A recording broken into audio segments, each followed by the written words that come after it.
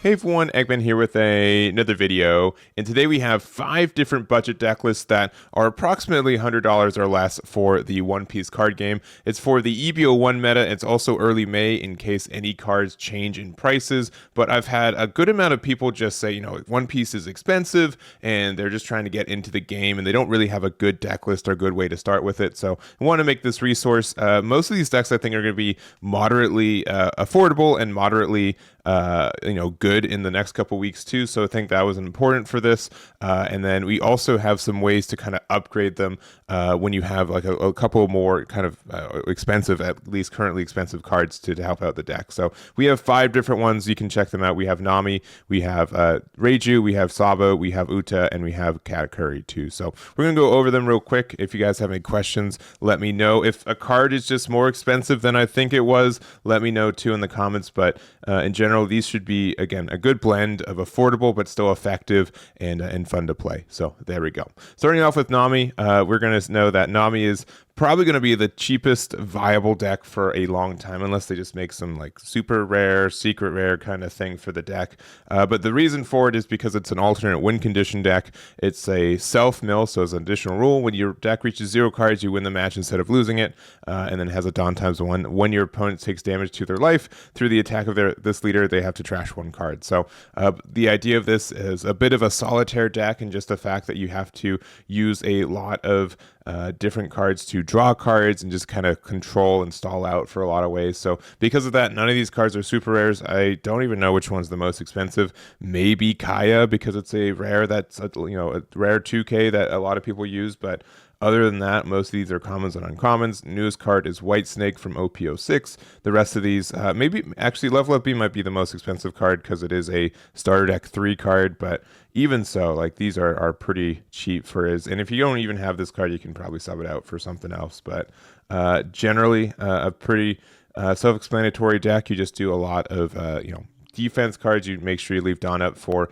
cards like Desert Spada, cards for like your Deathwink, and then if you have cards that hit off your life, you have a lot of cards that just trigger and do new effects, such as the Impel Down All Stars, letting you draw 2 Saji's Peel Off, same kind of thing, and pretty self-explanatory from there. So obviously not playing like the traditional One Piece experience with a deck like this, but if it's something that you are just trying to get into the game and play, it's an easy way to do so and a very cheap way to do so too. So this is Nami, pretty self-explanatory. We also, I don't think I mentioned it, it's going from kind of like cheapest to more expensive as is, but I don't think there's going to be much cheaper of a deck than Nami that can also get you a top 16 win, which has been happening this month as well. So it's still a deck that tops right now too. So there it is there. All right, next up is Reiju. So Reiju is probably like a good starting point as well.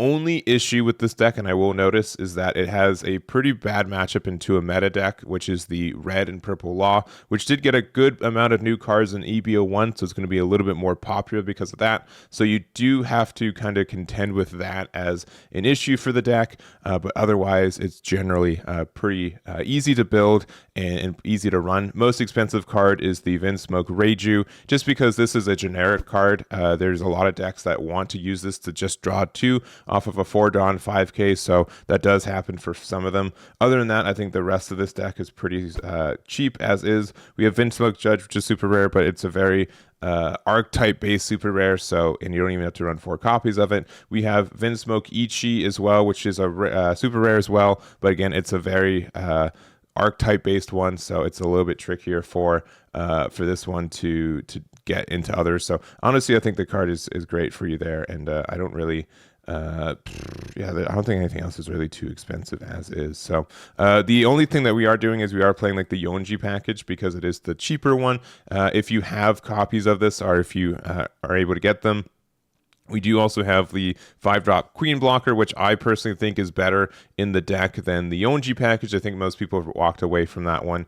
But this is a great blocker. It also has a Dawn -1, which means you're able to use your leader ability with this. So it's technically a draw 2, discard 1, draw 1. So a net of 3 cards, a net of 2 cards, sorry, is pretty good for using that effect. But other than that, that's what it is. Queen's not even that expensive, I think, comparatively to where it's been in the past. It just hasn't really had a printing in a while, which is why it's like that. So, but other than that, I think the deck is self-explanatory. A bit linear at times, but you do get to play a deck like this that kind of shows you some fundamentals about resource management, which is nice.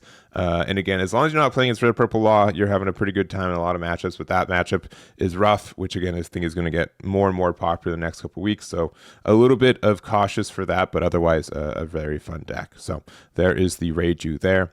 The next up we have Sabo, and I wanted to make a deck over one of the 3 brothers from the new Advanced Starter deck for it. So I decided to go for Sabo because I think he's generally the cheapest. If we were to build this deck off of 2 copies of it, we'd be able to do good. I do know that 2 star decks for this are a little bit expensive, so I do recognize that as it is, but I think if you just buy the singles from it, you could be in a good spot. Ace is probably the most expensive card from the star deck specifically, just because it does have Rush and is pretty generic for you outside of that. And the probably other most expensive card is this promo Luffy, being able to use this to like just be an extra 2k that your GARP can find is strong for you. But if you don't have this promo, it's not a big deal. We do run a bunch of other 2Ks. I just run 2 more of this Luffy just to make sure that we have more targets off of our GARP to be able to get those searches more consistently. And I think that's a good ad for it. So generally, I think you can just buy one of these star decks, then you get a couple copies of these Ace. This Luffy's not as bad as it used to be. I think it's under $10 right now, so it's not too difficult to get a playset of this. Zoro's pretty cheap too because it's got a lot of printings at this point, and then the rest should be just commons and rares. The only other card is maybe Sanji. This is under $10 right now, as is 2. Being able to use this though, like you don't have to run this card either. To be honest, it was just another card to play off of our life. So if you don't want to run it, you do not have to run it there. Flampe is great. It's just another card as a 2K, but also take cards from our life. And the only like if you want more adds to this card to this deck too, being able to add the Hiyori to your light as a 2K is great. This is over $20 a pop now though, so you do have to be a little bit careful. It's a little bit expensive, so I'm not going to say you have to add it to this one. Of the 3 brothers, this one is the one you needed the least for it. I feel like it because Sabo's pretty good at putting cards into their life, as is, so I don't think it's really needed. And yeah, this is the build here. So probably Sanji you can get rid of if it's a bit too expensive, but I think this Luffy's pretty good, and again the Ace. So if you buy one of the star deck 13s and get the rest of these cards just singles wise, I think you can pretty much build this for under 100, especially if you just change this back to the 2-drop Luffy and just go and kind of go from there. So yeah, and again, like it's the newest star deck, it's the one on the block, and so I think if I want to make a deck that could fit into this price range while still buying one of the star decks as well. So there it is. Another kind of star deck one is the Uta one. I will say, like, if you are trying to get into the game outright, this is probably like one of the best kind of compromises between price and accessibility kind of thing. You can just buy the star deck Uta as is for one of those, which I still see. I don't know if it's I'm in a rare area for it. I still see this one in stock because generally it's not the best starter deck by itself because it mostly has reprints in it, which is good for people getting into the game, but someone who's like me who's been playing the game, there's not a lot of new cards that were added. So we got the event cards and then the 3-drop Uta, which you can just get 2 extra copies if you don't want to get another starter deck. And then we do have most of this. Expensive card here is the Nami. This one's it's been worse. It's at an okay price range. I think they probably should have put it in the Uta deck, but that's fine. And then also we do have the Mihawk. If you can only get 2 copies of this, you only got one of the star decks, that's fine. You can just add some other 2Ks. And then the Don Quixote do Flamingo is the choice for this one. This is a pretty cheap green top end card. If you want to go to a little bit more of an expensive one, there is the Useless Kid, which I think is like $30 right now. So It's a set 1 super rare, so those get pretty expensive if they end up being pretty valuable. And this kit's been more and more popular as the last couple of weeks have been going on, and I think it gets more popular in OP07. So I think the card is good in Uta. If you want to do like a 2-2 split between the two of them, you can, just like 2 Dofis, and you just put lose a Mihawk or something, and you put them in there. I think that's fine for you. But it's just kind of how it is. You don't really need the top end for some matchups. Usa's Kid will win you some matchups, though, which is why it's put in the deck as is. But I think Uta is just a very straightforward deck, and especially right now where we're only running 7 cards that are not film type, you're just going to be able to get a card draw from your leader every turn. And that's what it is. So Nami, again, is probably the most expensive card that you need to get 4 copies of. But outside of that, I think the rest of these are pretty cheap commons and uncommons, and they're just really nice for you. So again, if you're just buying one of the starter deck Utas and you're just picking up the extra singles from there, this can definitely be under $100, and I think is pretty accessible as it is too. So it's probably actually more cheaper than the Sabo list, I'll be honest. So maybe I should put it over there. But yeah, the Uta's in a good spot for anyone trying to jump into the game, and in an affordable way as well. So, and then lastly, we have Katakuri, and this one's probably the one that's leaning the most to like maybe over $100, and there are definitely ways to make this deck a lot more expensive if you want to. The biggest kind of cards that you kind of need are your Linlins, so the 10-drop and the 7-drop. 7-drop's a little bit expensive, to be honest, so I'm only running 2 copies in this build. If you have more copies of it, go for it. But again, kind of like the idea of if I buy one of the yellow star decks, the Linlin ones, I get 2 of these and 2 of the Brûlés. Actually, I might get 4 of the Brûlés. I don't remember offhand, but being able to get those are very helpful for you, and then being able to just kind of bling it out from there. I think the most expensive card outside of that is the Espira. I think this is like $10 to $15 right now. So it's a bit needed for this deck. It's obviously a little bit archetype dependent, but it's a great card to play off your life. And a lot of decks can't really get rid of this without giving you the value back, which is very nice.